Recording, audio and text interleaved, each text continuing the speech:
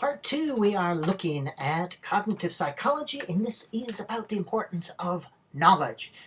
Take a minute, look at that. We'll be referring to that often in the next series of videos. First of all, defining our terms. What is knowledge? It's information that has been processed, organized, and encoded. Knowledge is important, having a body of knowledge. It's critical to achievement in any area. Having a body of knowledge improves comprehension, reading fluency, allows you to reason and problem solve more powerfully, lessens the demands, cognitive demands of problem solving, and a body of knowledge is used to interpret new situations, help you understand the importance of knowledge. Knowledge also enhances perception, meaning that you see information in new context. You can recognize things and link it to things. And I use the analogy of when I go deer hunting. Right now, these eyes are 52 years old, but I can see a lot more things when I go deer hunting than I did when I was 15 and had those wonderful 15-year-old eyes.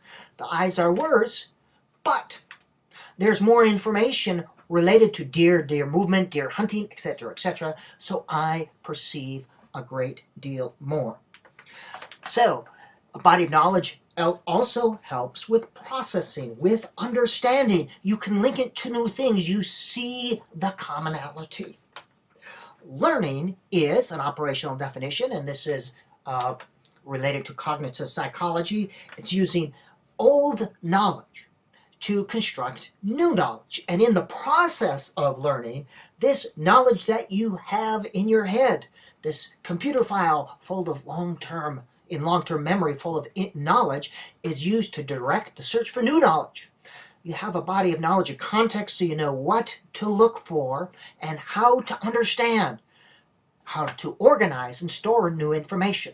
As an example, when I'm reading about educational psychology, I know what to look for, and I can read it and process it much easier than learning about something related to, say, finance or investment, because there's nothing up here related to that. Knowledge helps. There are 3 types of knowledge. Declarative knowledge, sometimes called propositional knowledge, is knowing what or knowing about things. A proposition is the smallest unit of meaning, and this type of knowledge is stored in propositions in long-term memory. A proposition also, you can say yes or no, it's either true or false. For example, in the sentence, Bill likes sour apples, there's 4 propositions. There's a person named Bill, yes, no. He likes something, yes, no. It must be an apple, or it is an apple, yes, no. And the apple must be sour.